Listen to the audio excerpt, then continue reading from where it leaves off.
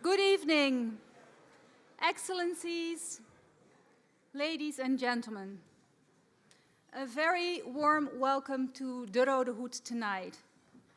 It's good to see you all, and thanks for being here on this lecture, on the crisis in Syria. And a particularly warm welcome to our distinguished speakers tonight, Koos van Dam, Hadi alBaqarah, and Ibrahim Hamady. Thank you very much for joining us tonight.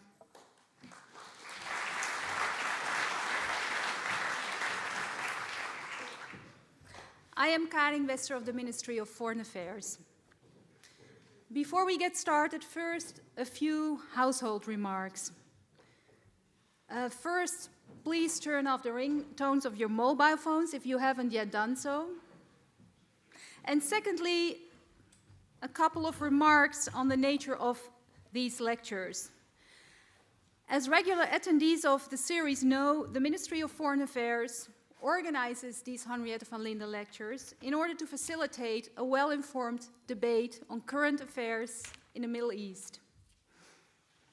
However, the views expressed and the perspectives conveyed during these lectures do not necessarily represent the views of the Ministry of Foreign Affairs. Now, Syria. Looking at the current Middle East, there might be no sadder, yet more crucial topic than the situation in Syria. Sometimes it's good to remind ourselves that the current crisis started 6.5 years ago, in March 2011, with a peaceful uprising of common people who had broken their shackles of fear and took to the streets with modest demands for more freedom and social reforms. Encouraged by previous uprisings in Tunisia, Egypt, and Libya, they assumed their demands might be given a chance by a regime that was known to be amongst the most repressive in the Middle East. It was not to be. The uprising was brutally oppressed. The situation turned into a violent conflict and morphed into a regional conflict, and ultimately into an international conflict in which many different actors, each with their own interests, were involved. Meanwhile, the country is being destroyed. More than 400,000 documented victims have been killed, and half of the Syrian population has been displaced. Many of these people are living now in neighboring countries in appalling conditions. One wonders, how could this possibly happen? In a time of human rights treaties, humanitarian law, and a collective commitment to the enforcement of human rights. I am sure our three speakers tonight will address that question. But they will also look ahead.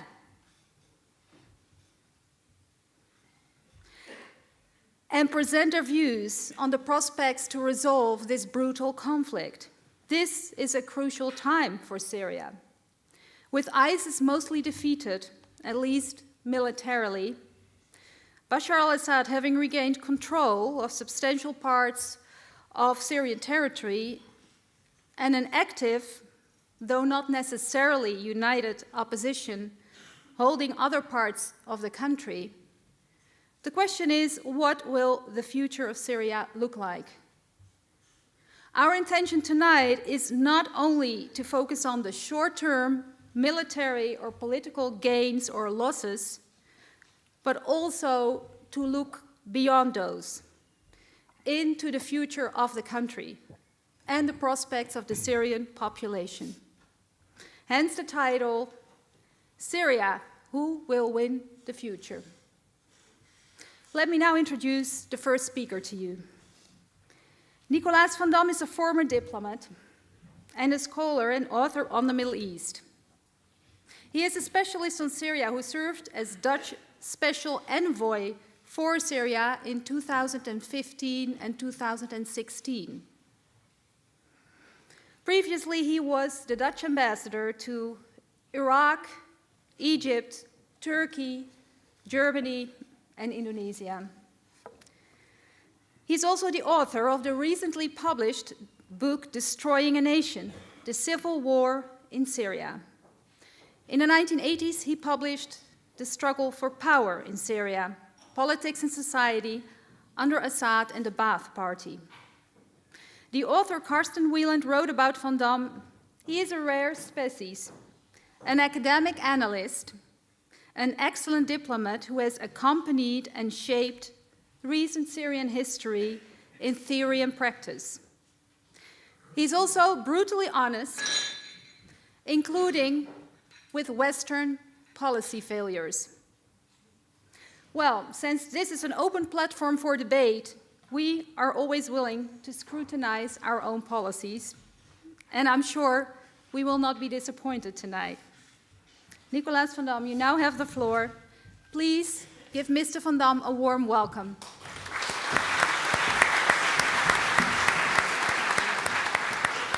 Thank you very much, ladies and gentlemen. We all know that the situation in Syria has become a disaster. And one can ask oneself whether this disaster could have been foreseen and prevented. I personally am convinced that the main developments in Syria could have been foreseen, certainly as far as the behavior and misbehavior of the Syrian regime were concerned. For many observers, however, all the cruelties at first went beyond their imagination, even though they could have been predicted and were predicted by some people having some deeper knowledge of the Syrian regime. There were some essential elements, however, that could not have been clearly foreseen, and one of these was the so-called Arab Spring that brought many Syrians in a kind of euphoric mood after political leaders in Tunisia, Egypt, and Libya resigned or were toppled with the help of Western and Arab countries that proclaimed that they wanted to support or protect the Arab populations against their dictators or authoritarian rulers. The peaceful Syrian demonstrators imagined at the time that they would be fully supported by the Western and Arab countries that had proclaimed that they wanted to help them. In the end, however, it turned out that this help was not only insufficient to achieve regime change, but also it contributed to a prolongation of the war with all its destruction and death.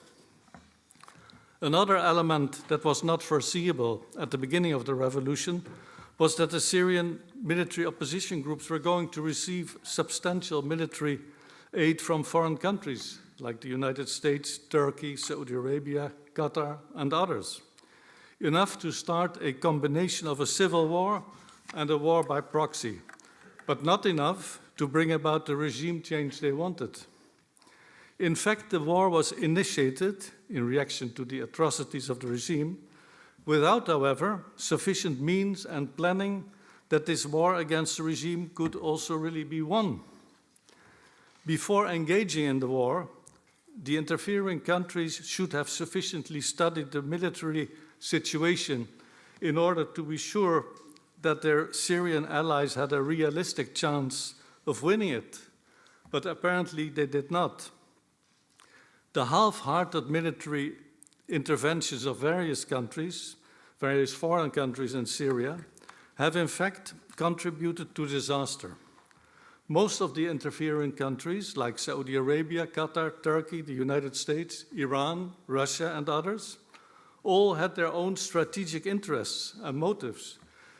These were not necessarily coinciding with the interests of the Syrian people. Certainly not if one looks at the disastrous results. Therefore, the question seems justified whether or not the so-called friends of Syria in the end really turned out to be the friends of the Syrian people.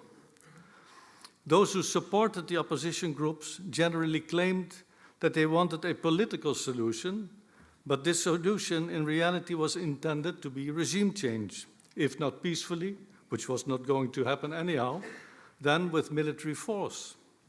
But this didn't work either, because the option of direct military intervention was written off in 2013.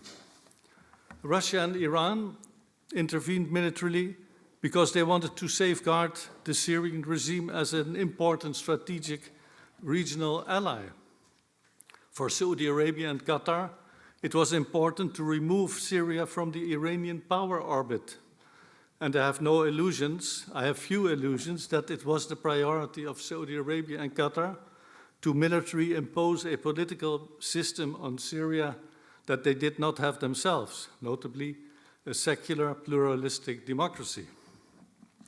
The United States, who never had been friends with the Syrian Ba'athist regimes, wanted the same as Saudi Arabia and Qatar, as far as Iran was concerned, but they also welcomed a weakening of Syria to the advantage of Israel. And Turkey wanted a like-minded Islamic regime in Damascus. None of these countries has achieved what they wanted, and neither did the Syrian opposition. Many politicians may have sincerely wanted to help the Syrian population against its oppressive regime, but for the bigger countries, I think strategic interests were at least as important as humanitarian considerations. It should have been clear from the very beginning in 2011 that the regime of Bashar al-Assad was not going to voluntarily give up its power position and resign. Thinking that al-Assad would step down or aside, as demanded by many Western and Arab political leaders, as well as by the Syrian opposition, may have been well-intended and justified from their points of view, but it obviously was not going to happen. Which Syrian dictator has ever given up his position voluntarily to be imprisoned or executed afterwards? None, of course. The Syrian war was bound to happen because Syria had been dominated for more than 40 years under the presidents Hafez al-Assad and Bashar al-Assad, who managed to stay in power with the support of an all-powerful military faction with a highly reliable and effective security apparatus, also effective in the sense of severe repression. And this resulted in a period of internal political stability and continuity, longer than ever before since Syrian independence. This continuity, however, was also linked to the absence of any substantial political reform or change in the composition of the ruling military elite, which implied the serious future possibility of strong discontinuity and disruption of the regime, once its long-serving political and military leaders would be endangered or would disappear. This so-called stability of the Assad regime came to an abrupt end with the Syrian revolution in 2011. More than 20 years ago, I predicted in my book, The Struggle for Power, and it was not that difficult to predict, that any scenario leading to the overthrow of the Alawi-dominated power elite would inevitably be extremely violent. After all, the regime had never tolerated any real opposition, let alone alternative military factions that might threaten its position. Syria's opponents were generally put in prison, severely tortured, or killed. It was all about maintaining regime power and interests with the most repressive means.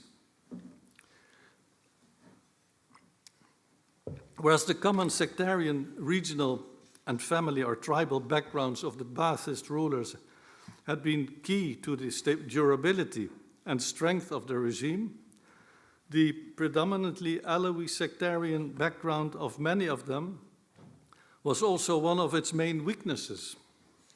This is because the Alawi factor, or the so-called Alawi Gordian knot, is hindering a peaceful transformation from Syrian dictatorship towards a more widely representative regime. During its rule, the Syrian Ba'ath regime became the antithesis of its own ideals. The Ba'athists had wanted to do away with primordial loyalties like sectarianism, regionalism, and tribalism, which, according to their ideology, were considered to be despicable residues or illnesses of traditional society. But in practice, the ruling Ba'athists achieved exactly the opposite what they wanted, because their sectarian-tinted behavior strengthened in particular the factors they claimed to abhor. Their ideals in the sphere of socialism and social equality could not be fulfilled either, because of the fact that the regime was infested with corruption, clientelism, and favoritism. And their ideal of Arab unity could not be realized because there was not any Arab leader who was prepared to share his powers with others. And last but not least, instead of being a Ba'ath party rule, the Syrian regime has become a kind of dynastic rule of the al-Assad family. Nevertheless, and irrespective of the basic characteristics of the regime, which should have been well known, many Western and Arab politicians wanted President Bashar al-Assad and his regime to voluntarily step down. Certainly, after enough naming and shaming and moral pressure had been exercised by the numerous countries condemning him for all his atrocities the regime had committed when violently suppressing any opposition, including the large-scale demonstrations that took place all over Syria, many, if not most of them, being peaceful. But Bashar al-Assad stayed and refused to resign, as could have been predicted as well, if only because dictators do not generally follow the rules of democratic accountability. The Syrian opposition, just like many foreign countries, however, kept insisting that al-Assad should disappear as president and that he could not play any role in the so-called transitional period leading to a new regime, let alone in the future of Syria, and that he should be court-martialed, for instance, before the International Criminal Court in The Hague. But Bashar al-Assad was in power in Syria, and therefore these demands rather constituted a guarantee that serious negotiations with the regime were not going to take place. The Syrian regime obviously was not prepared to negotiate its own departure and death sentence, and never has been. The regime and the opposition have completely different views of what a compromise should look like. And without any form of serious dialogue, a political compromise is impossible. This does not necessarily mean, however, that if such a dialogue would start after all, that it would also yield results, substantial results, if only because the regime considers the Syrian war a struggle for its own survival or a struggle for life and death. Only by toppling the regime with military force, it might have been possible to effectuate regime change. But not any country has been able or willing to do so. Moreover, regime change by military force would not necessarily have meant that the situation would improve, taking the experiences in Iraq, Libya, Yemen, and Afghanistan into consideration. After more than 6.5 years, real dialogue is still being rejected by both the regime and the opposition, and the ever-increasing number of dead, the endless destruction, and the millions of refugees have only strengthened the rejectionist attitude towards one another. Yes, both sides do want dialogue, but only if the other party does more or less exactly what is demanded by the opposing party. Or, for instance, the United Nations Security Council Resolution 2254, the contents of which are being rejected by the regime to carry them out. It is remarkable that the Syrian regime has not even made any serious effort to come to a compromise with the opposition that operates from within the country. And opposition members who have been active abroad and want to return into the so-called lap of President al-Assad have been refused entry into the country. The opposition and bigger part of the so-called international community have claimed time and again that they want a just solution and therefore want the regime and its members to be made accountable for any crimes or war crimes committed. Taking this a point of departure, they actually want to be sure beforehand that the negotiations will lead to the regime being court-martialed. In other words, they want to negotiate with the regime on condition that President al-Assad cannot play any role in Syria's future, and preferably not either in the political transition that is supposed to lead to that future. For the Syrian regime, on the other hand, political transition is perceived as a kind of dirty word because it implies a kind of regime change through political transition in which the regime has to share political power with its adversaries with the risk of being toppled. So if justice is to be done, it can only be done after a political solution has been reached, but not before. One can safely say that if President Bashar al-Assad wins the war militarily, and it looks that way, this does not mean that he has also achieved a victory in the political sense. Because in fact, all Syrians are the great losers in this terrible war.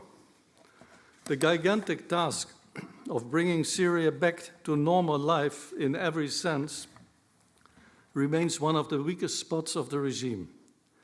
Once this weak spot comes more out into the open, it should not be excluded that opposition against the regime will also grow from within. Various Western politicians imagine that they can lure the Assad regime into political concessions and reform in exchange for funding parts of the reconstruction of Syria. This is, in my view, unrealistic because it is founded on the same false presumptions that existed during the last 6 years that al-Assad will voluntarily make political concessions, in this case in exchange for foreign funds. Withholding construction funds may hit al-Assad in one of his weakest spots, the economy, but it will also hurt the Syrian population under his control, and that is something most Western countries do not want. Undoubtedly, there are other countries, like China, for instance, that want to jump into the reconstruction of Syria and participating in the reconstruction of the parts of Syria that are under control of the regime without contacts with the al-Assad regime is impossible. As a result of the war, there are many millions of traumatized and dissatisfied Syrians. Countless Syrians have lost family members, which has caused wounds that are going to stay on both sides. Corruption, embezzlement, and local suppression have increased enormously as a result of the war economy. People who were supposed to be loyal to the regime were not always loyal when it came to their personal and economic interests. To force these people who have profited from the war economy back into line and to put the ghost of intensive social conflicts back into the bottle is extremely difficult, if not impossible, without yet another settlement of accounts with those who are considered to be responsible for it. If Syria were a very rich country, it would perhaps be somewhat less difficult. But the fact that the social fabric of society and economic life are in ruins makes it all the more difficult to restore so-called normal life. Personally, I have, for practical and, in my opinion, also realistic reasons, been calling for dialogue with the al-Assad regime from the very beginning of the Syrian revolution, because I saw this as a key element on the way to a solution. Most of the time, however, this position was rejected because al-Assad was supposed to leave. But he did not, of course. With several hundred deadly victims, 6.5 years ago, dialogue would have been less difficult than it is now, with the death toll going in the direction of 500,000 people. Under the present circumstances, it should be expected that the regime will continue the war just as long as it has all Syrian territories under its control again. Whether or not this succeeds also depends on the willingness of the foreign supporters of the military opposition to continue their aid, and whether, for instance, the United States would consider it worthwhile, for instance, to risk a military confrontation with Russia over Syria. The territories under the control of the opposition are among the few remaining bargaining chips if foreign support is continued. It should not be excluded, however, that the foreign willingness to support the military opposition against the regime is decreasing, particularly after Daesh, the Islamic State, has been defeated. If you would ask me who will win the future of Syria, my answer is that in the near future, it will be the regime, because it's militarily the strongest. This does not mean, however, that the regime is bound to win the future of Syria in the longer term. There is always the possibility of a change of forces from within, and as long as there is no political solution, the possibility of a settling of accounts between enemies remains. Whatever the case, serious efforts should be continued to help achieve a political solution, even if one is not fully convinced that the outcome will be a success. That is why I ended my new Syria book called Destroying a Nation with the words, "Miracles only happen when one keeps believing in them." Thank you.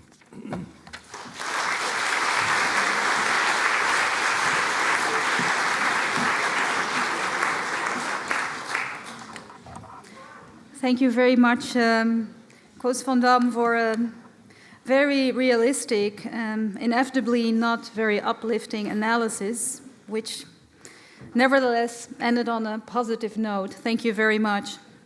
And we will now turn to the next speaker, who is a representative of the Syrian opposition, Hadi alBaqarah.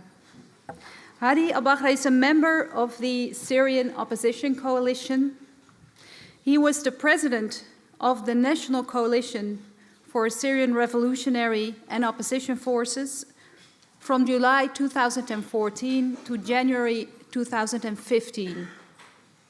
Mr. alBaqarah was also the Syrian Opposition Coalition's chief negotiator in Geneva II and the secretary of the coalition's political committee.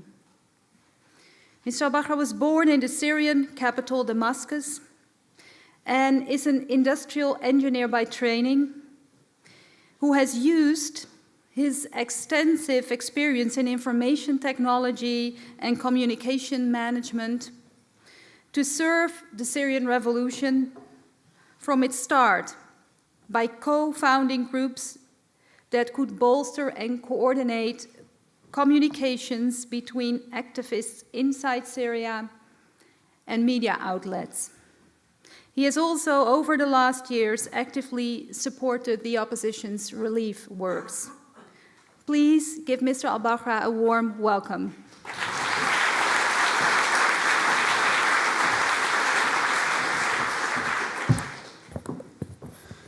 Well, thank you for attending this event, and really I'm honored to be among you. I will not bore you with more history about the conflict in Syria. As His Excellency, he stated all the history of the conflict, and he stated it very well, which I thank you for. I want you to think as Syrians, to see why the revolution has started in Syria. So I would like to share some personal stories with you.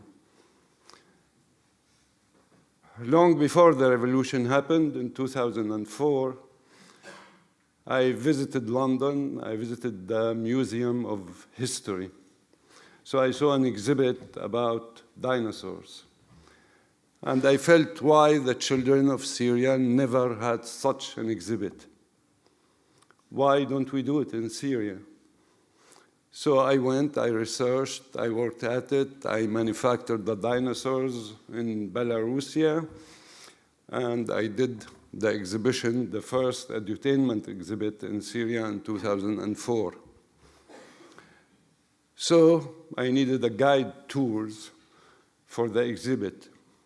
So I put an ad, I interviewed a few university students to act and to be trained as tour guides. In the interview, I had one question to ask them all. After graduation, what do you want to do? Amazingly, all of them, they had only one answer. That answer was, I graduate, I find a relative or a friend who knows somebody in the government, and he gets me a job in the government. None of them told me I had a dream. I had a project which I want to do myself. I have an idea for a company to run it.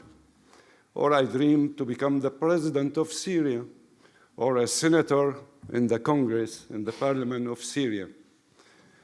At that moment, I realized that the regime has stolen the most valuable asset a human being can have. That value is the ability to dream. If our young generation cannot dream, they cannot create. They cannot hope, and we end as a nation. At that moment, I knew that we have to pay the price. We have to sacrifice, and we have to revolt against this dictatorship. And from the first moment, I didn't hesitate to stand up by the young generation who revolted against the regime. They started peacefully. He gave us a clear history readout of the revolt, how it started. Second story I would like to share with you is some intimidating questions we are being asked as Syrians. Some questions who are against even scientific standing. Very commonly, we've been asked by diplomats and by politician experts about the alternatives. What happened if Bashar al-Assad falls and leaves? Their common assessment that the state institutions would fall and the state will collapse.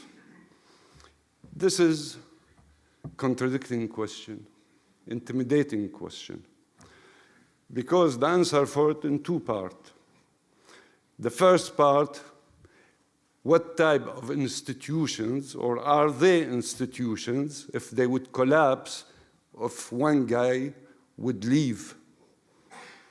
These are not institutions if one guy leaves and they collapse.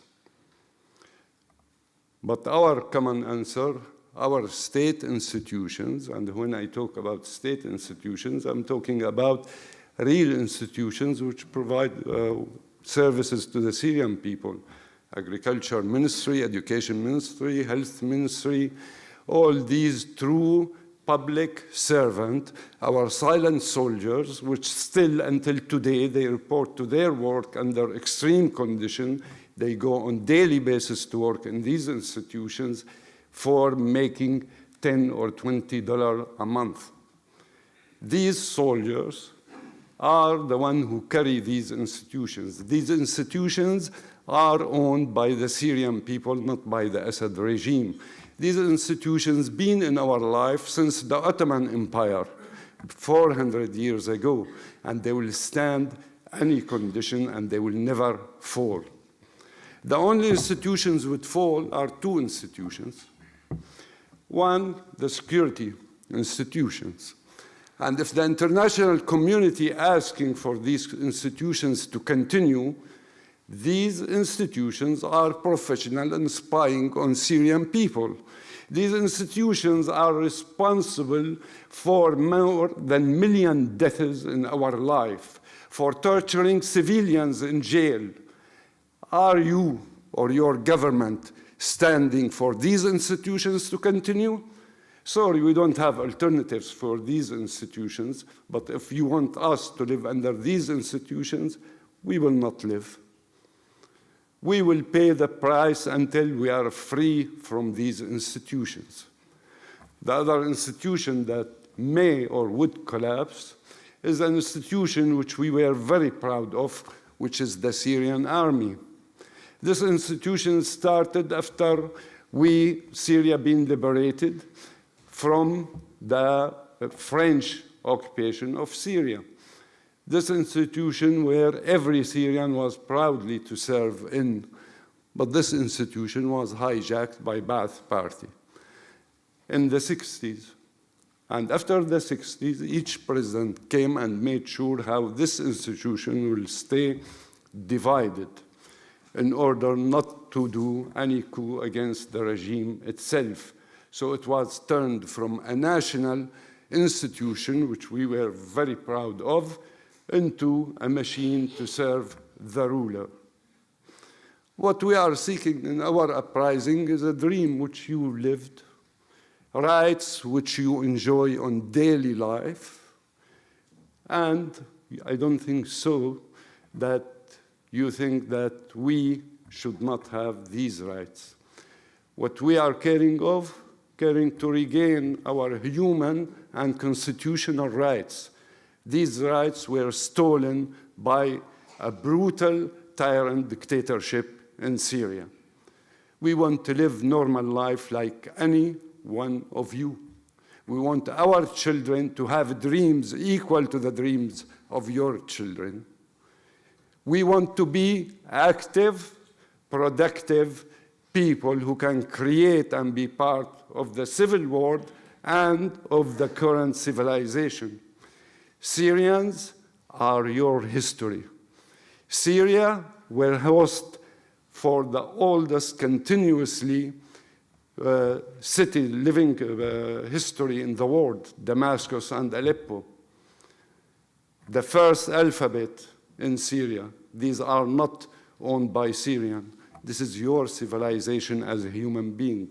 This is your history, which you should care about. Who would own the future of Syria?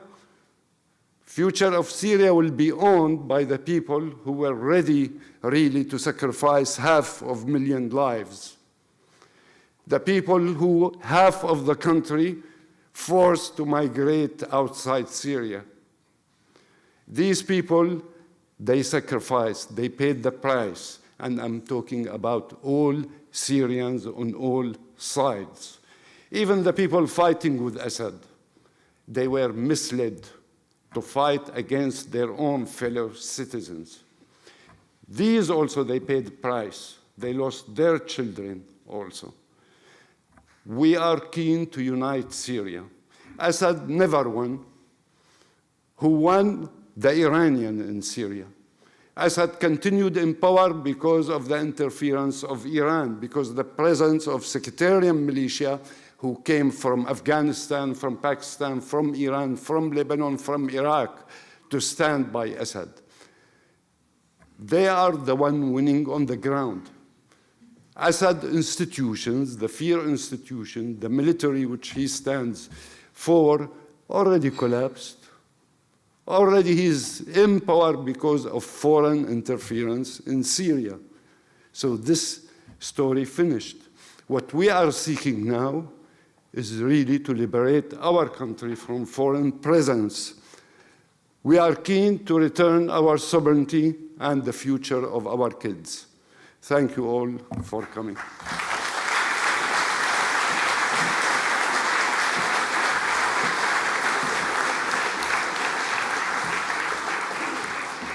Thank you very much, Mr. Hadi, for your engaging and impressive presentation. It's an honor for us to have you here, let me say that. And I know you're working tirelessly for this cause, and we're very glad that you were able to make the time to visit us here in Amsterdam. So thank you for your participation tonight. We will now move to our third speaker, who is Ibrahim Hamady. Ibrahim Hamady is a Syrian journalist and senior diplomatic editor, Syrian affairs at Asharq al-Assad newspaper, based in London. He also contributes regularly to several other international media outlets and think tanks. Previously, he served as bureau chief of the Arab daily newspaper Al-Hayat in Damascus, as head of the Lebanese Broadcasting Corporation office in Damascus, and as a senior writer for Forward magazine, also in Damascus. His work focuses on strategic issues in the Middle East and on Syria's internal and regional politics in particular. Ibrahim Hamady is also a research fellow and co-founder of the Syrian Studies Center at the University of St. Andrews in Scotland, and a co-founder of the Arab Investigative Journalism Program. Mr. Hamady will remain seated for medical reasons while he is speaking, but please give him a warm welcome.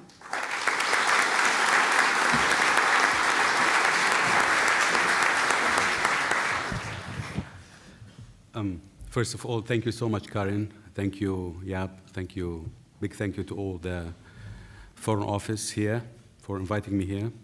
Thank you for all people that whom attending this event. Second, excuse me if my English is not very good, so I'll try my best. I'm coming from London, but you know, I was not born in London, so I'll try my best with my English. So if I do any mistake, please blame my English, not my thoughts. Three, of course, big thank you to Karen all about what she said about me, but in addition to what she said, I was in jail. I was arrested in Damascus when I was working with Al-Hayat as bureau chief in Damascus. But at the same time, I always wanted to be professional. It's very hard, after what Hadi said, my dear friend Hadi said, as a great Syrian, to be Syrian and to be professional and objective. And this is what I'm trying to do.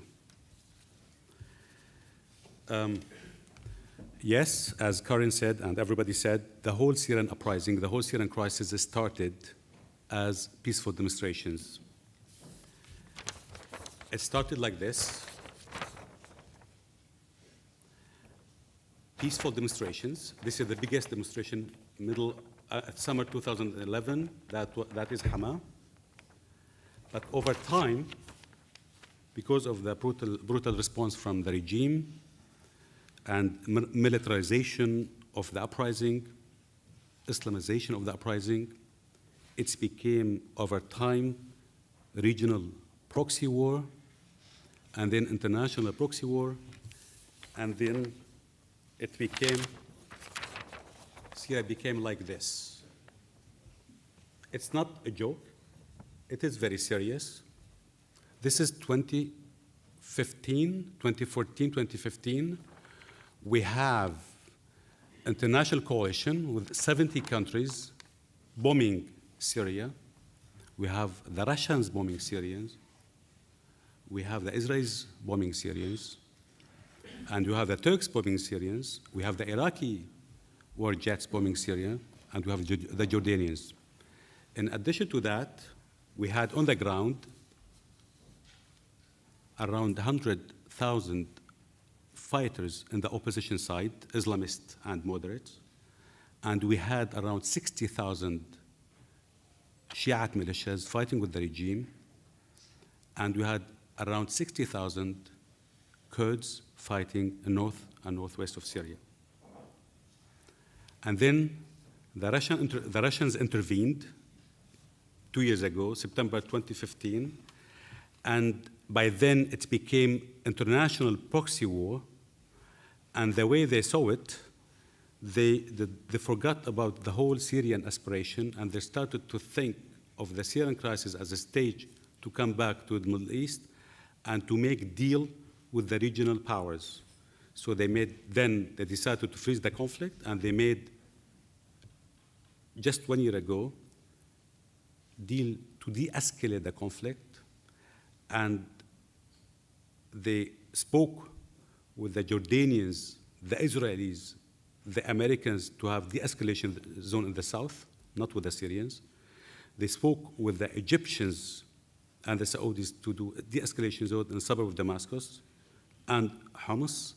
And they spoke with the Turks recently to have de-escalation zone in north, in Idlib, my area.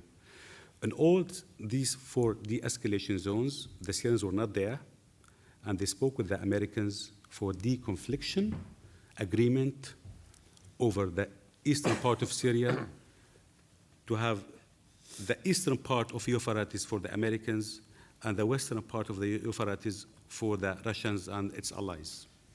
So over time, the Syrians who started this great uprising became proxy to the international players. They started to fight that it's not their fight. They started to fight a war. It's not the Syrian war anymore. The Jordanians, they froze the conflict just to protect their interest. The Turks froze the conflict to protect their interest, and they wanted the Syrian opposition to fight the Kurds, not to fight the regime anymore. And actually, maybe will not be very popular to say it here, the Kurds started to fight in Raqqa and other areas, the Western fight, not the Syrian fight. So that's over time. Once again, the Syrians started to fight a war that is not war. Now, about the future. I think now, having this workshop now, it is very timely. It's very the best time that we can discuss the scenarios of the future because of 3 reasons. 1, because now we are marketing the 2nd anniversary of the Russian intervention. 2nd, because now the emperor is naked. Raqqa being liberated, Deir Zor being liberated, and we know the Russians and the Americans, at least they said publicly that we are fighting in Syria because we are fighting ISIS. Now ISIS is over. The 3rd, as I think Karen said, that the regime is advancing and recapturing, retaking most of the country. So what is next now? Where are we heading? I think we are at cross point. There are 2 scenarios. 1 is the worst case scenario, which is, I stole this phrase from David Fromkin, who wrote about 100 years ago, peace to end all peace, which is that it's very clear that Putin is rushing to make a deal to de-escalate the conflict, to have sort of quick fix before the presidential elections in Russia, March next year. So he wants to hold sort of any kind of deal, like Leah Georgia, and to try to legitimize the regime. Which means, in a way, to repeat the American example in Iraq or in Afghanistan, which means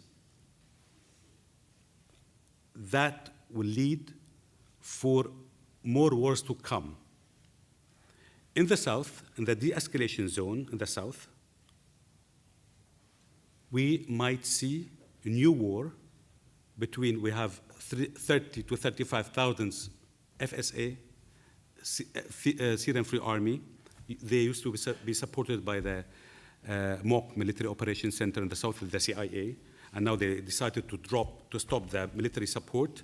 So we have this 35,000 fighters without any support, and the Jordanians, they would like them to start fighting the Islamists or to try to make a deal with the regime.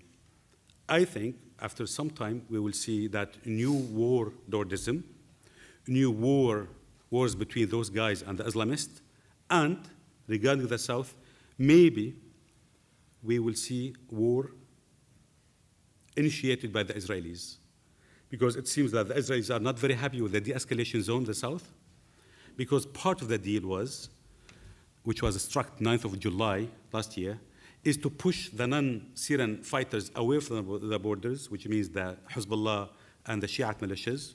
And it seems that the Israelis until now, they're not very happy. Maybe we'll come back to this in the Q&A session, because I was in London and I heard a lot of talks about it. So it seems that the Israelis are very serious. If there's no, the Israelis, if the regime and Iranians, Russians are not committed to it, maybe there will be escalation and new war in the south.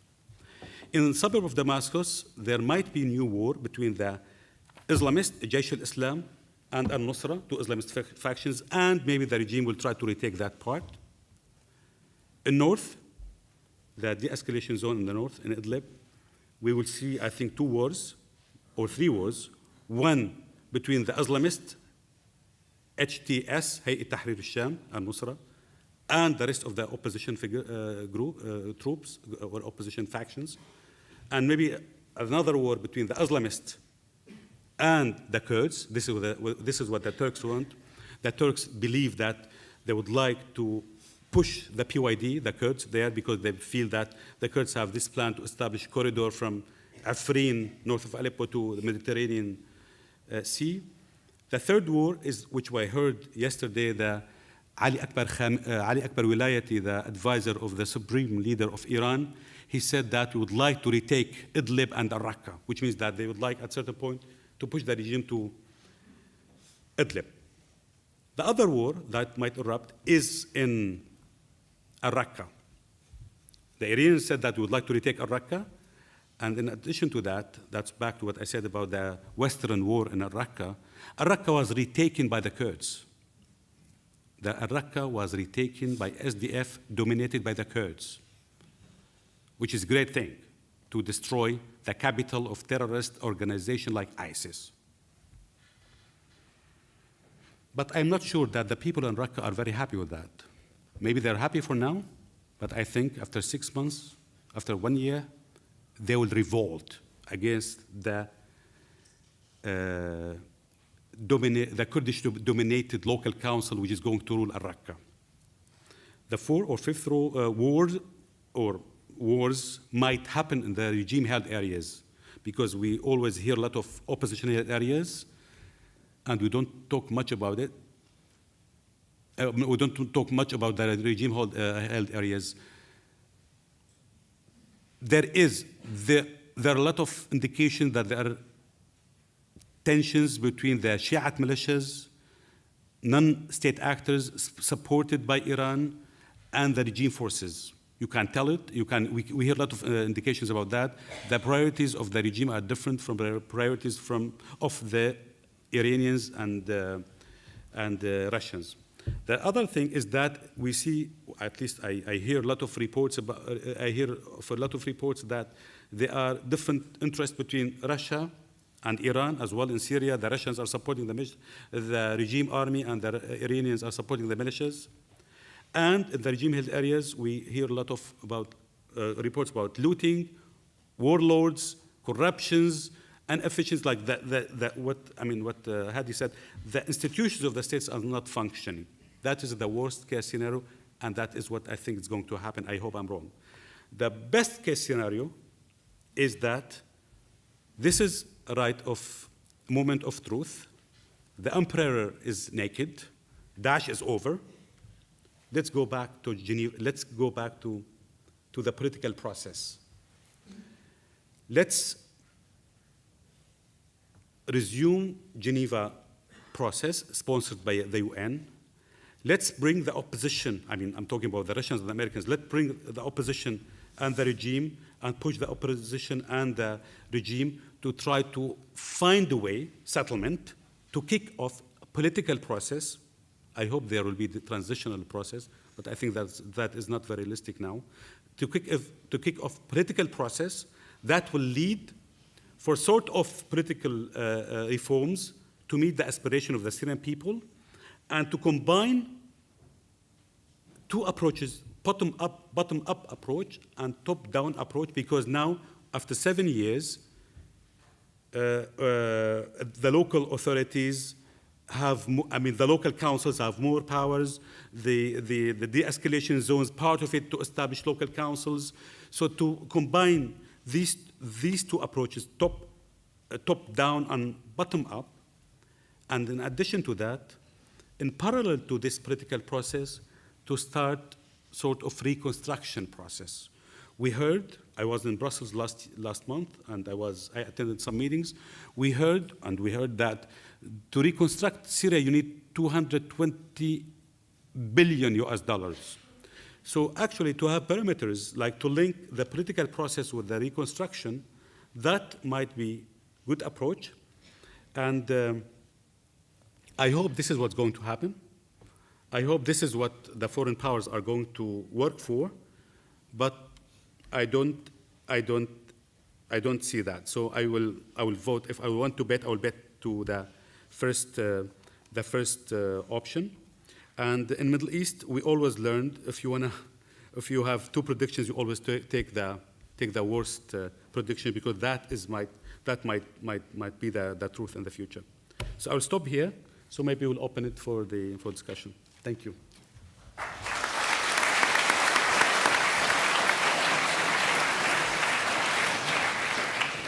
Thank you very much, Ibrahim Hamady. And I think I hear one generally expressed view in the three presentations, which comes across very strongly, of course, that the Syrians started a war maybe 6.5 years ago, 6 years ago, when it turned into a violent conflict, but it is not their war anymore, which also, of course, makes a possible resolution or the prospect of a resolution so much more complicated. Thank you also, Mr. Hamady, for bringing up a number of topics, and I'm sure they will come back in the questions as well, regarding the prospects of resuming the UN-led Geneva process, local authorities, what could they mean in this process, and what are the prospects for possible reconstruction. I would now like to open up the floor for discussion, and I think there will probably be many questions. I know there are also a lot of Syrian persons here in the audience tonight, and I would like to encourage them also, if they have a question or want to say something, to let us know. So if you want to pose a question, please raise your hand. And I would also like to invite the people upstairs, if you want to ask something, please come down, and I'll make sure you'll get the microphone. If you get the microphone, please introduce yourself briefly, and keep your question also as brief as possible, so that we'll have as much people possible who can ask a question tonight, and we'll take 3 questions at a time. So please. Yes, I see a hand raised here, the gentleman here right in front of me.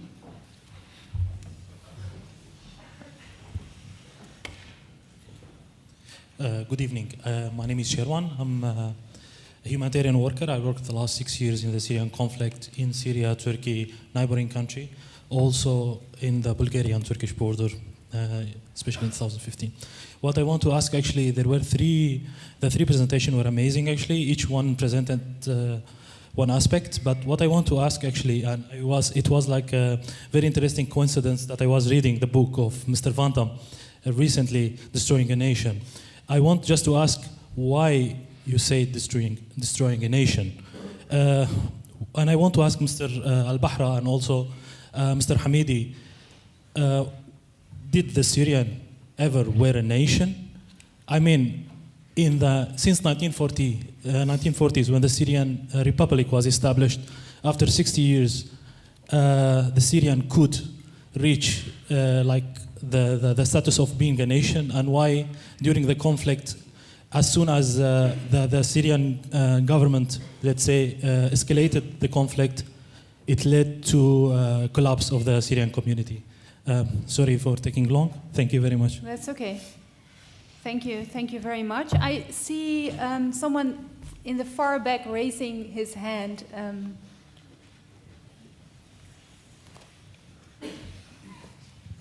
Hi, my name is Fernand Melik Seitian. I'm not directly professionally linked to the conflict, just very interested. I have a question for Mr. alBaqarah, sorry. Excuse me, could you speak up a little bit? Because sorry, it's a little hard maybe to hear you. microphone close to my mouth. Yeah, I have a question for Mr. alBaqarah. I think nobody disagrees with you for this noble vision of Syria's future. And I understand from your position as a former head of the opposition that you have a certain view of the conflict. And now I'm totally not defending the Assad regime, but I'm just curious, what is your vision at the start of the Syrian conflict when the opposition in certain ways got hijacked by Islamists, for example, Nusra and ISIS? What is your vision on that? Thank you very much. We'll take one more question. I see gentleman right in the middle there, so I hope the phone can get to you. Hi, my name is Peshmerga. I'm from Syria. Thank you all for this great lecture, we'll call it. My question to Van Dam. Thank you, Meneer Van Dam. I left Syria back in 2012. I was a student. I had demonstrated along with all students. I was beaten up by police. When I came to the Netherlands in June, end of June, I was settled in Ter Apel. I was going to Emmen. I saw a billboard on a station, a billboard with two pictures, one of Putin and one of Assad. And under it was stated in Dutch. I couldn't read Dutch. But it was a sign for me like, oh, the Dutch government is supporting Syrian people. My question is, I live now 5 years in Holland, that support is really decreased. Besides the argument of we have to defeat IS, why the Dutch government, actually that's my feeling, that's what I see, decrease the support to the Syrian people? Thank you very much. Well, I think we'll take these three questions and then I'll open up the floor for another round of questions. And perhaps I would like to invite Mr. alBaqarah first to respond to the questions that were asked to you. Was Syria ever a nation? And how do you feel about the Syrian opposition at the start of the conflict being hijacked by the Islamists? As we all know, Syria had a brief period of national rule after revolting against the Ottoman Empire in 1916 up to the 1920s, when we had in the 1919 the King Crane Commission in Syria.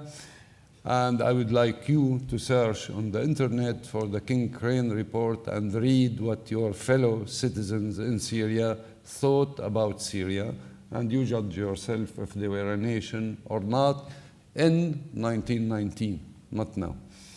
Second, during the French occupation of Syria in the 1930s, Syria were divided into three different countries.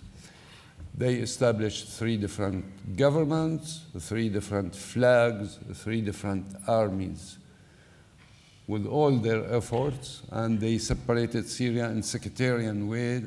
Druze, they have their republic and their area, and the Alawi, they have their area, and the Sunni, they have their area. Unfortunately, to their surprise, it did not stand, and this whole thing failed apart. Why it did fail? Because Syria was really divided to the limit where it cannot accept any more division, and Syrians, they were ready to pay the cost and the price to reunite their country, and as long as they are ready to pay this price, that means they see their nation as one nation, they see their country as one country, worth to pay their life for it. So yes, we are a nation. Mm-hmm. And the second question was about the hijacking of the opposition by the Sure, the Islamists. And this never happened by coincidence. This happened by design. The regime announced from the start of the uprising in the early 2011, and later on even till the 2012, they said their plan, and they said it in video speeches. Go on YouTube, research, and see the speech of the Grand Mufti of Syria, Sheikh Hassoun. How he threatened Europe and said, if you continue your support for this uprising, or if you carry any military operation against the Syrian regime, we have our terrorists even in your land who are ready to carry operation and blow up your cities. He said it on YouTube. Go research it and see it. In early 2012, the regime released out of jail all the Islamists, the extreme Islamists, and left the civil movement people in jail with the prior knowledge that these guys immediately they will go and establish some armed movement. Unfortunately, even some countries, they felt that Islamists, they would have more incentive into fighting the regime than the national Syrians, so many of the aid and assistance went towards the Islamists.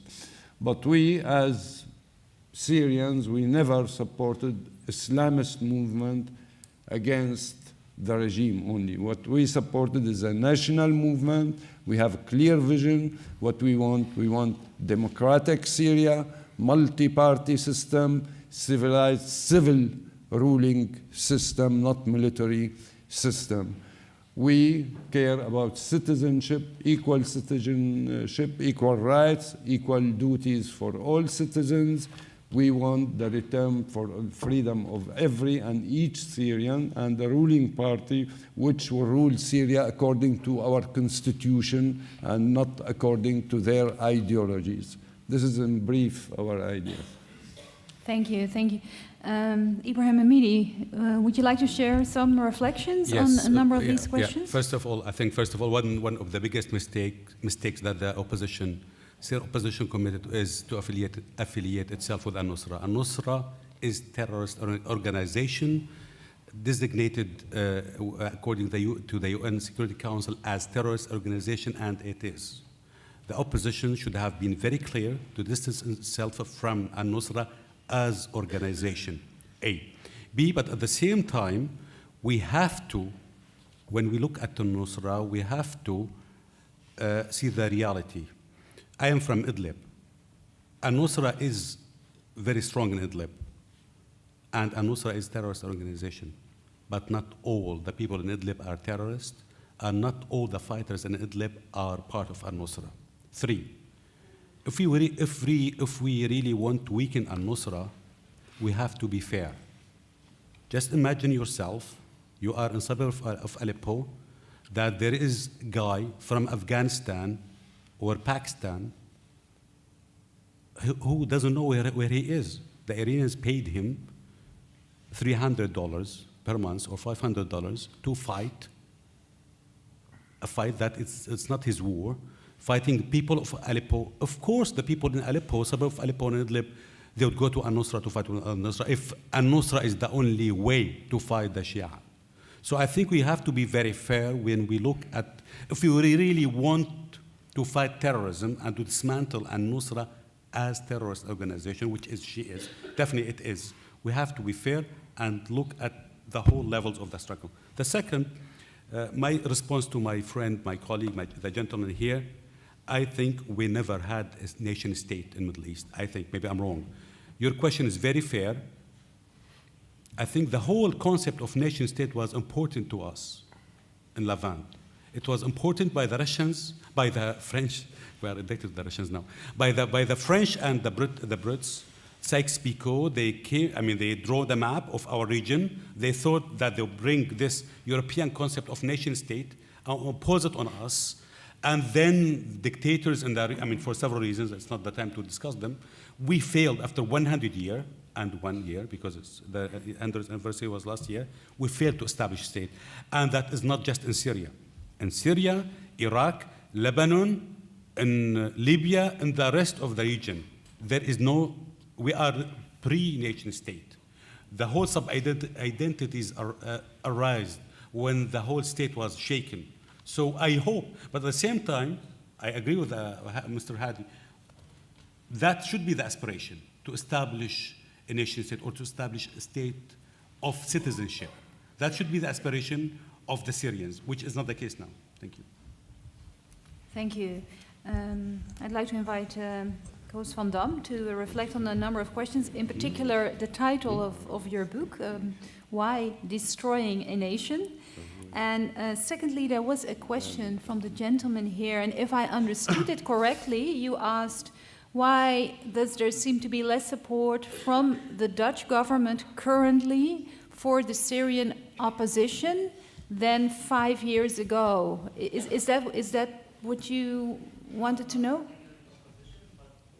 Against Assad, decreased drastically, back in 2012, more in the media about Assad.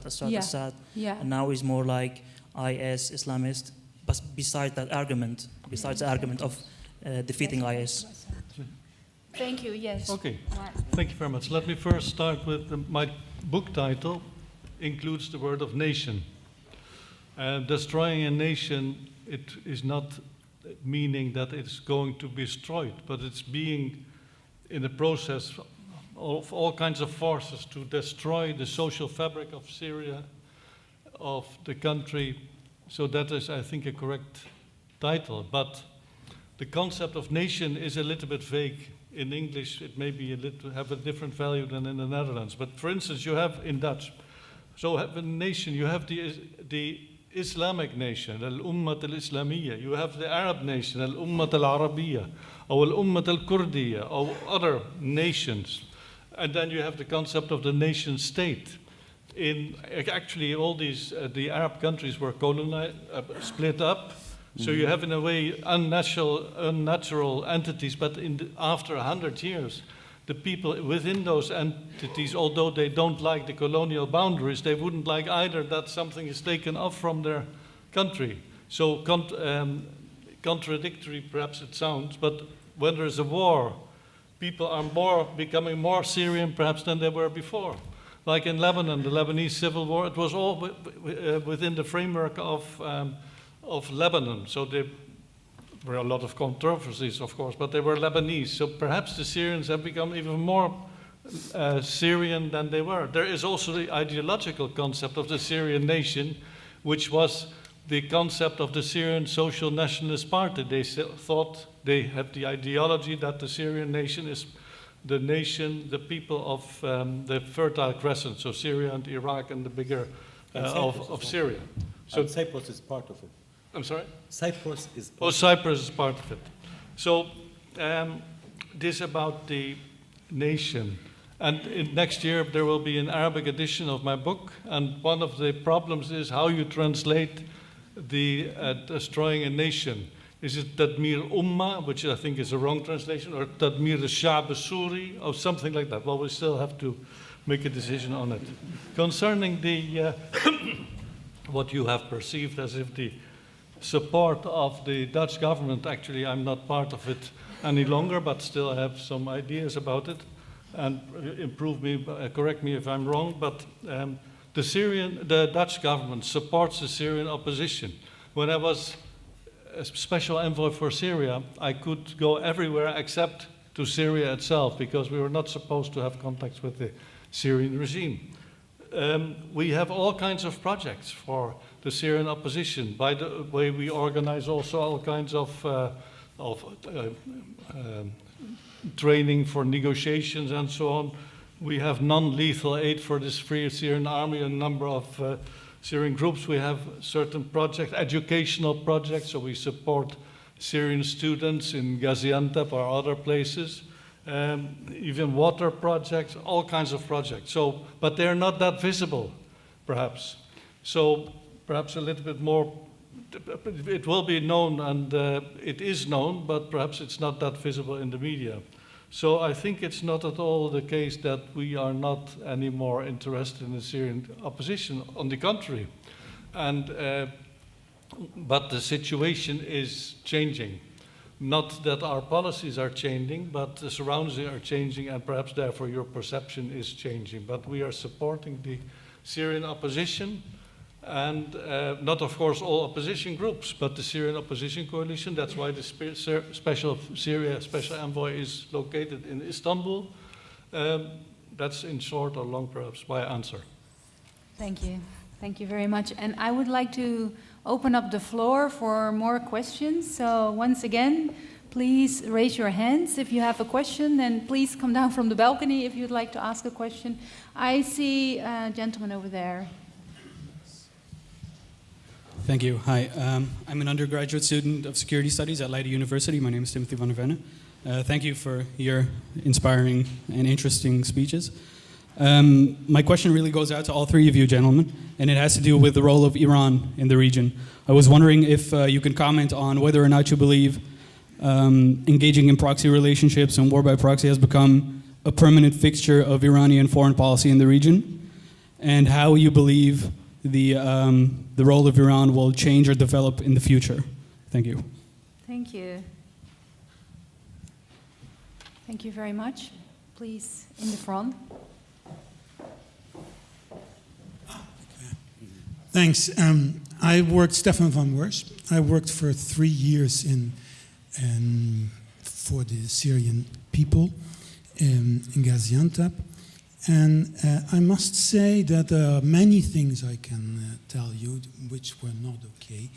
But one of them was that actually the organizations, here and so on, they did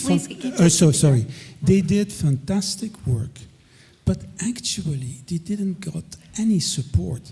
The money we got 1 year, there was money, and after that, all the donors were saying that it was not good enough, and etc.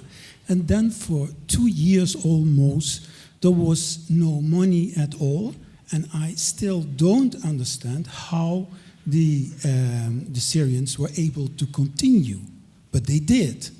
But that was a very painful situation, and I can tell you very many others that you say, if people, if organizations, if countries would have been willing to take a little bit more risk, things could have been better. Yeah, so your question is maybe why was that especially for Syrian opposition groups who tried to be constructive and did very good work, the funds did not seem to be sufficiently forthcoming. Could you share those views, or could you elaborate on those? Thank you. And I saw, yes, one more hand there, yes. Thank you very much. مساء الخير. شكرا كثير على على المعلومات اللي أعطتونا إياها. My question is, actually in Syria we have Syrians and we have other nationalities and other people. It's a diverse actually society, but I was wondering about the refugees, the Palestinian refugees, the Iraqis. They were stuck in a sense because when all these fights have started, they were stuck and they were forced to choose sides. Some of them, they left, they managed to, and they reached Europe, and I've spoken with many of them, but some are still there. So how do you see their situation at this moment and after, when there's a kind of settlement, I would say? You mean the Iraqi refugees? Iraqi, Palestinians, all. In Syria, right? Yes. Thank you. So does your question, just for our clarification, does it also relate to Syrian refugees abroad, or specifically? No. I'm talking about foreign refugees. Well, I wouldn't call them foreign, but I mean, we are talking about the Palestinian refugees from 1948, 67, yeah, I see. And the Iraqis and others. I mean, we have also without Badoun, who left Kuwait, and even they were somewhere in Syria. I think your question is clear. Thank you. I think we'll take one more question. I see a lot of hands now. Let me see. Perhaps the gentleman there near the camera, if the microphone can get to him. It's right in the middle. Yeah. Thank you. My name is Mohanad Abul Hassan. I used to work as a human rights violation documenter in Syria, and recently I've just started working with Utrecht University on a research project about Syria. I have actually 2 questions, if I may. The first question is, sorry if I misunderstood anything. I heard a lot of scenarios about who's going to win the war. I haven't heard who's going to win the future. And the second scenario, for Mr. alBaqarah, you came from Saudi Arabia, I think, and you've been living there for a while. And I would like to ask you if you have any comment about the latest changes in the Saudi Arabia regime or policies and how it's going to be reflected on the Middle East in the near and long-term future. Thank you. Thank you for your questions. Perhaps we could first turn to Ibrahim Hamady. Would you like to offer some reflections, for instance, on the question of the refugees that was asked? Yeah, to the lady here. Yeah, I think it seems that you know it seems that you know the story very well. I think I think most of the or non-Syrians who live in Syria, let us call them this way, non-Syrians who live in Syria, you have Iraqis, Palestinians, Somalis, I think you said Kuwaitis, from different countries. My perception, I mean, the way I see it, most of them being divided the same way the Syrian people were divided. I think the Iraqi refugees, if I'm not wrong, because of most of them, or many of them are Shiite, and they used to live in the Sayyidi Zainab, they were part of the whole Iranian intervention in Syria. And you had the other Iraqi who were Sunnis, who, I mean, some of them were involved with ISIS, with some Islamic factions in eastern part of Syria. And the same with Palestinians. I think some Palestinians, as you know, in the Mukhayyam al-Yarmouk, they were divided. Some Palestinians were fighting with the regime, like Jabhat Sha'bi al-Qiyad al-Am Ahmad Jibril. And some Palestinians were fighting with the opposition, like Aknaf al-Maqdis. I think they were very close to Hamas. And as you know, many Palestinians already left. I think 120,000 Palestinians left Syria, some of them to Europe, right? Out of 400? 145. So out of 400 or 500, right? There were 500. So 1/3 already left. So I think what happened to most of non-Syrians who used to live in Syria is the same with what happened with the Syrians, I think. This is my perception. Yes, thank you. And would you like to also answer, perhaps, if we take those questions together, the role of Iran in the region? Is war by proxy a permanent fixture? The role of Saudi Arabia, would you like to reflect on that, or shall I move on to perhaps Mr. Hadi? Would you like to answer that question? Yeah. I will say, I will be very brief. I will leave Saudi Arabia to Mr. Hadi al-Bahra because he lived there. Very brief. I think, yes, Iran, the Iranian role is now, I think, at high stake. I mean, it's part of the discussion. I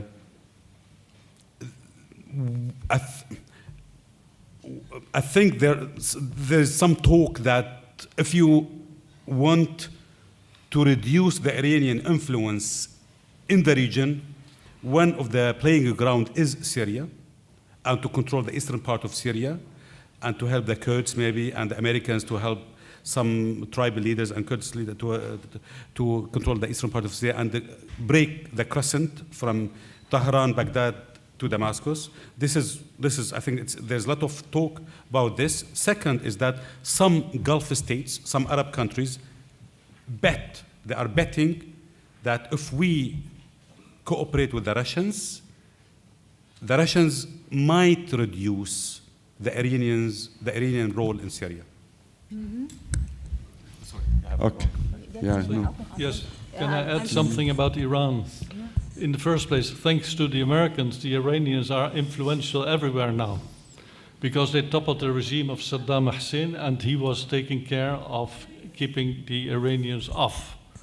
But the Iranians are given opportunities by, let's say, vacuum in all kinds of places. They take the opportunity. If they can advance, they will do so. I remember in the 80s, we were all the time talking about that the Iranians wanted to export the revolution, and they denied it. But if they are getting the opportunity, like for instance now also in Yemen, the Saudi intervention in Yemen, another disastrous military intervention, this gives the Iranians the opportunity to support the Houthis. So how to bring back that influence will be extremely difficult. And you have also that the Israelis want, in fact, to deal with the Iranian nuclear power, whatever it is. And now they get the Saudis on their side. And I once spoke to one of the Saudi ministers or princes. He said, we have this anti-Iranian feeling in our DNA. So they get the opportunity in Lebanon. It's very difficult it's all the result, not most of it, is the result of military interventions. That's why my thesis is, and thus far it has not been contradicted, that almost any military intervention leads to another disaster. Can I also answer some other points? Yeah, then we'll move on. So I think concerning Stefan van Wers, what you said about the lack of aid to the Syrian interim government, it was, well, first place, I think Qatar was of the main donors, but also others. But the point was for various donors, a kind of vicious circle. They wanted to support the Syrian opposition, but if they would channel fund through the Syrian opposition coalition or the Syrian interim government, they didn't trust that enough, so they preferred to fund directly. And, well, thereby the vicious circle was maintained. Concerning shortly the refugees, the Syrians, they accepted, not invited, but they accepted millions of Iraqi refugees when the war was going on there after the occupation of Iraq by Britain and the United States. And they had many Palestinians. They were living under a special condition. But I think when these communities or parts of these communities were perceived as taking sides in the conflict inside Syria, they were bearing the brunt, whether justified or not. Yes. Yeah, thank you. Adil, Yeah. I will start where he finished. Many people, they don't know that Syria in the 1916 through the 1920 was one of the main country hosting refugees from Greece, Turkey, and other parts of the world. They opened their door welcoming people from Greece, from Armenia, from Turkey, and they hosted them in Aleppo and Damascus. Syria always hospitable to all refugees and to their fellow human kind, and mainly also during the Lebanese civil war, we hosted all Lebanese. During the Iraqi wars, we hosted the Iraqi refugees in Syria. And this is, we are proud of it, as you should be proud yourself of offering and being your country hospitable to the Syrian refugees, which we really thank you from the bottom of our heart for this effort and for your welcoming the Syrian refugees. In return, we promise you that these are productive people, genius people. They will contribute to your cities, to your communities, and hopefully they will become proud citizens of Holland themselves. My answer on the other question regarding the Iraqis and whatever majority of these refugees, either they left Syria or some of them they are fighting with the Syrian government. Few of them they are trying to stay on the side. The Palestinian refugees, they took sides. Some of them, they fought with the Syrian people. Some of them, they ended in jail, being tortured in jail. And some of them, they fought with the government. And as you know, Palestinians and Syrians, you cannot differentiate between them. In our history, we are one. What the other question, if you remember? There was a question on the role of Iran that has been Yeah, answered Iran. already. Iran is a major problem in the region, not new. Iran is a state which with double personality. From one side, Iran wants its neighbors and the international community to deal with it as a state in regular political and diplomatic relationship. But in the same time, Iran infiltrate each and every country in the Middle East, make relationship with political parties directly, and with local militias, feed them with arms, with money to revolt against their own government. Big part of it is not about really Shiism and Sunni. It's more about a nation which they think it's their turn to dominate the Middle East and to call on the policies and the politics in that region. A dream which they have, but this goes against the dreams of all their neighbors. So if you look on each and every conflict now in the Middle East, you find the Iranian fingers in its stock. Lebanon, imagine a state, a full state, which is run from behind by one of the political parties who has its own militia, its own army, which is stronger than the nation army. So now Lebanon, in actuality, is a hijacked country by this political party. Would you permit in Holland one political party to establish a militia, becomes stronger than your own national army, and dictate your policies and how the future of Holland could be? Same thing now they are trying to duplicate in Syria. They brought these foreign militias, and they misguided them. They brought young guys from Pakistan, from Afghanistan, telling them that the Syrians against Shia. The Syrians, they want to kill each and every Shia. They want to burn the shrines of Shias, which is the biggest lie.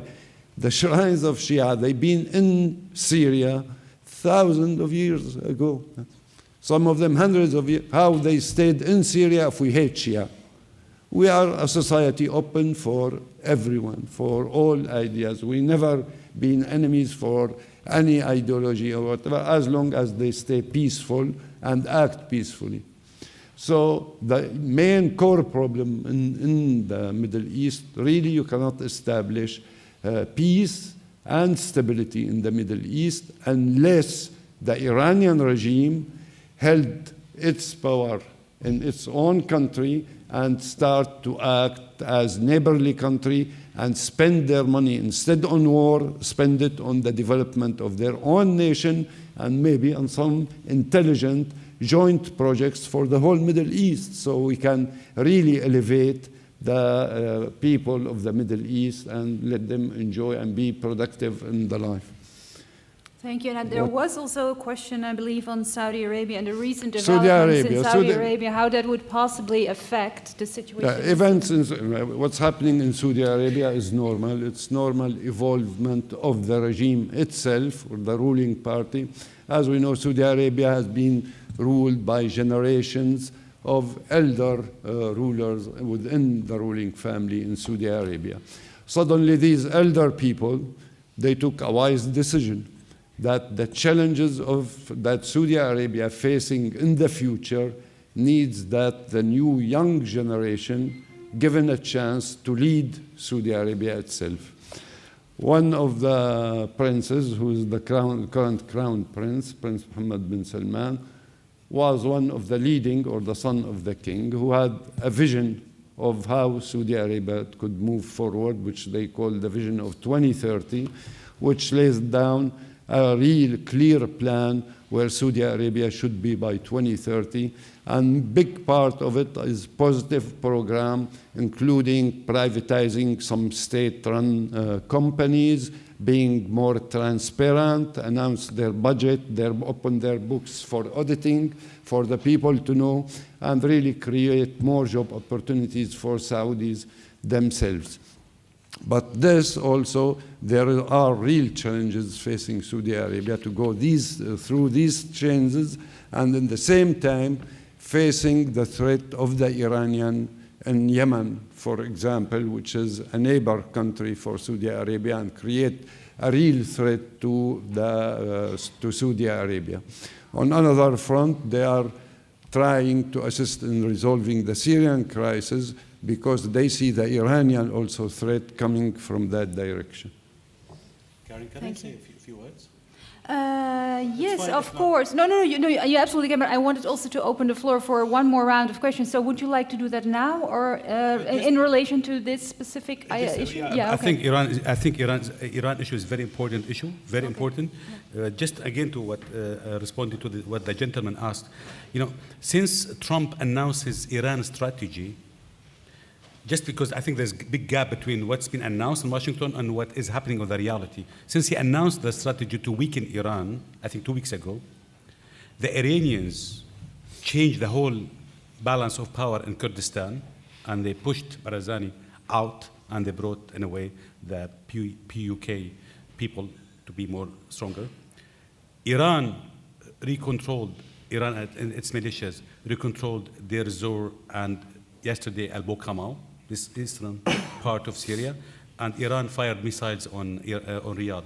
So you feel that the Iranians now are on the offensive on the ground to counterbalance Trump's strategy to weaken Iran. Thank you. Thanks. So let's take one more round of questions. We have a little bit of time, and I see a number of hands. There's a lady here in the front who's been asking for the floor. There are people in the back, but first the lady in front, please. We have two people in the back. Yeah, they'll get the microphone, but first the lady here, and then I'll move to the back. Yeah. My name is Samar Shalan, and I'm from Lebanon. I'm living here almost 25 years. How many years? 25. My question. هيك رح نبقى كمان 25 سنة برا سوريا؟ يمكن أكثر الله أعلم إن شاء الله لا. إن شاء الله لا. What I'm not good in politics, but what I understand today from Mr. Van Dam that all the countries are involved in Lebanon. My feeling from you both that Iran is the problem from Syria. My question is, who was involved in the beginning? ISIS, Nasra of Iran. My second question is, who planted the hate between Shia and Sunnah, and do people fight each other? Thank you very much. Thank you. We'll take two more questions, and please keep it brief. There is a gentleman all the way in the back there. He's been standing there for a while, so you'll get the microphone finally, yes. But please keep your questions short so we have some time for the answers. I'll try. Yeah. Sorry. My name is Khaled Al-Kurdi. I'm the manager of the Syrian Cultural and Community Center here in the Netherlands. I want to thank you all here for hosting this nice event. My question, actually, during Mr. Van Dam's speech, he was talking about the accountability, and it's a kind of process is going to be after the political transaction. But how we are going to activate the accountability after the political transaction, while you are going to give people who are involved in murder a legitimate authority in the new role in Syria? Wouldn't it be more rational to start to activate the accountability first, then to do the political transaction? That's first. And my second question is there in the near future gonna be a new Geneva discussion or debate, especially after the regime now is going stronger and stronger? Is there gonna be any way to be on the table again and talk about and activate the decision come from Geneva or not? Especially the first Geneva has done, first one. Thank you. Thank you. One more question. Let me see. I see a lot of hands raised. Let's take some Dutch people. Yes. Well, one moment. I think we'll move over there. Yes, please. Yeah, thank you. Hello, my name is Nienke Wijnreich, former diplomat and currently responsible for the refugee policy of the city of Haarlem, close to Amsterdam. Mr. alBaqarah, I have a question for you. I was wondering, of course, you were talking about the refugees here in the Netherlands, and the question of representation of the opposition has been, well, a longer-term one. And since the influx of refugees into Western Europe, I'm wondering to what extent do you have does the opposition have the ambition to represent also the refugees in Western Europe whose thoughts seem to be evolving? Thank you. Thank you. Thank you very much. So we have three questions here. The first one from the lady in the front. Who planted the hatred between the Sunni and the Shia? The question on accountability, which was addressed specifically to you, I believe, Koos. And then a question on the future of the Geneva negotiations. Do they have any chance of succeeding? And does the opposition also represent refugees? So whom of you would like to reflect first? Shall I start with the Sunni Shia? Yes, please. Yeah. So, well, no, let me first start by the accountability. If you want to make the regime accountable, then you must catch them. I mean, you cannot have accountability of the president or the people around him, while you cannot put them in prison. So if you cannot defeat them militarily, it's impossible to say, well, we first have accountability. It's simply impossible. So that is supposed to be part of the deal. And it could well be that if you have a deal, if is going to be a deal at all with the regime, that some people are being allowed to leave without punishment. It can be part of the deal. If that will be an end of the war, it could be a possibility, like in South Africa, although the situations are not at all comparable. But before a political deal, it's impossible, except if you defeat the regime, but it's not the case. Concerning the Sunni Shia, I think much of it is the perception. It is a lot of people I'm sorry to say so, but many journalists have also, people start, in a way it's a self-fulfilling prophecy. The more you talk about it, the more it becomes true, because it's not whether it's objectively, if that exists, it's true, but it is the perception of people. So for instance, Iraq used to be, I mean in the war in 1980-88 was supposed to be also having the dimension of Sunni Shia, but it was not at all the case. Most of the Shia people of Iraq were loyal to the regime, or at least not disloyal to the regime. They could have been disloyal in the military and so on. And if you look at, often it's being said that the alliance between the Tehran and Damascus is sectarian, but it's nonsense, because Iran may be a theocratic regime, but the Syrian regime is not at all a theocratic regime. But it is not an element, if you talk about sectarianism, which is equal on both sides, on all sides. So it may be that let's say in Syria, not generally speaking, but some Sunnis may be seeing it as something religious when we fight the regime, particularly the extremists, like in the past also the extremist offshoots of the Muslim Brotherhood that called the Tala' al-Muqatala, who killed Alawis because they were Alawis, hoping that they would create a polarization between Alawis and Sunnis. It was not a well thought project. So I think when it is about Saudi Arabia and Iran, of course, the Saudi or the Gulf ministers talk. They say there is not one Sunni minister in the cabinet in Iran, but I think the national or so-called national dimension is much more important.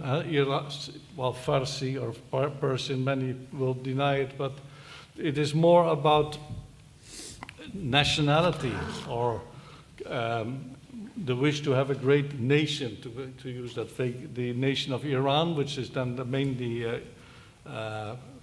Persian or Farsi, and the Saudis, which is mainly Sunni. But so there's a lot to be said about Sunni Shia, but I think, personally, I think it's very exaggerated, although it is there. But the more you talk about it, the more it is going to be a reality. Yes. But then you said also something, what was there first? IS, Daesh, or Nusra? Yeah. It's very... Oh, I think it was not... Sorry? Yes. We'll move on naturally, organically. Yeah. We'll go to you. Perhaps you'd also like to take the question. Who started this?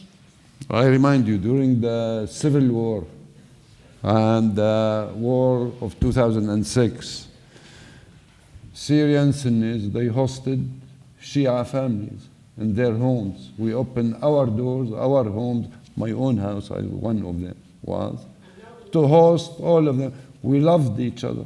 We never felt they are our enemy, and until today we don't feel they are our brothers, sisters. We care about them. But few of them, yes, the extremists of them and the extremists of the Sunni, they are the one igniting. But who is helping them to ignite it? The Iranian regime, Hezbollah leadership, and the Syrian regime. Why? Because at the start of the Syrian revolution, there were a serious discussion within the regime. And they came out that no Alawi or Shia is ready to really sacrifice his life fighting for Assad.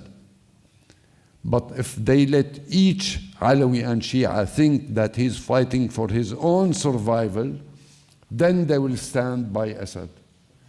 Based on this, they started on the sectarian issue, tried to inflame it, and tried to convince not the Sunni first, but to convince first the Shia and the Alawis that it is a war against you. These people, they want to slaughter you, they want to kill you.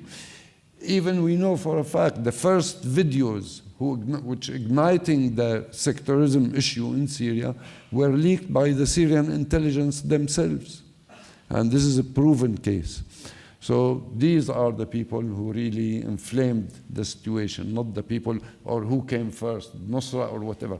In my opinion, with many proofs, Nusra was a creation of Assad regime. And they are the one who opened the door and made it easy for them to grow. And we have many evidence in this direction. So this is the question of the first answer. Yeah. Second answer for our, sure, we are responsible for each and every Syrian refugee outside. But to be honest with you, I met with the Syrian, many Syrians since I came here a few days ago. I met them today also, and I will meet them tomorrow. I feel you are doing a great job with the refugees, and you are doing, and also they are doing a great job trying to be responsible in this country. The big challenge for Syria in the future, how many of these refugees will be willing to come back to Syria? Because all past conflict, I know they failed in returning these refugees. Like in the Bosnia, only 10% of the refugees came back to Syria. So yes, we want to keep the relationship strong. We want them to become very good citizens in Holland, but willing either to come back to Syria or contribute and volunteer for some work in Syria in the future. Thank you very much. What is the third question? Well, there was a question, but I was wondering maybe Ibrahim Hamady would also like to answer. It's about the Geneva, the prospects of the Geneva negotiations. And but can I say just a few words on the question from the lady here? Yeah. I think to be objective, maybe I'll disagree a little bit with my friend Hadi. To be objective, I think the allies of the regime and the allies of the opposition, both of them, worked very hard in the second half, 2012, I think, end of 2011, 2012, both of them, the allies of the regime, the allies of the opposition, both of them, to militarize, Islamicize, and sectarianize the Syrian revolution. Both of them are equally responsible. Both of them. Now, regarding Geneva, I agree with my friend Kos that yes, the regime will never ever negotiate. Will never ever give any concession. The regime, when the regime is losing, they feel that okay, we don't negotiate under pressure. When they are winning, they feel okay, there is no need for negotiations. The only hope, I think, is that the Russians, if the Russians believe that, okay, for their own interests, they would like to make a deal, maybe they can make Geneva succeed. Geneva talks succeeds. One good example is that Astana process. I was told by a very high-level UN guy that neither the regime nor the opposition knew anything about Astana negotiations. Both of them were there in Geneva and Astana process, and the Russians were negotiating with the Iranians and with the Turks and the Americans in Jordan, and they imposed the deals on the Syrian players. So if the Russians agree with the Americans on certain deal, yes, I think Geneva might work. So in that regard, it's very important that to keep this wheel running, to keep Geneva process alive. And that's why Stefan de Mistura has invited to next round of negotiations on 28th of this month in Geneva. Thank you. Thank you very much. And I think on that note, we've come to the end of this discussion. I know there were many more questions, and I saw many more hands raised, but as usual, we would like to invite all of you to have a drink with us afterwards and continue the discussion if you would like to. I would like to conclude by quoting one of Syria's most important intellectuals, Yassin al-Haj Saleh. In his recent book, The Impossible Revolution, Making Sense of the Syrian Tragedy, he writes, "The crisis is no longer a Syrian one. It is a crisis of the world. And facing this crisis, according to Saleh, requires new principles and new institutions, starting with the principle of global responsibility, of our own responsibility to the world and of the world's responsibility for us. No one is too distant to be a neighbor. No one is too alien not to belong to us." On that beautiful note, I think I would like to conclude this evening, and I would like to thank everyone who has made this evening possible, in particular my assistant, Jaap van Ark. And of course, I would like to thank our distinguished speakers. It's been a privilege to have you here. We are very grateful for the expertise and insights you shared, and we admire your resilience and courage. And I hope that many of us will not feel too distant to be your neighbor. Thank you very much. Thank you.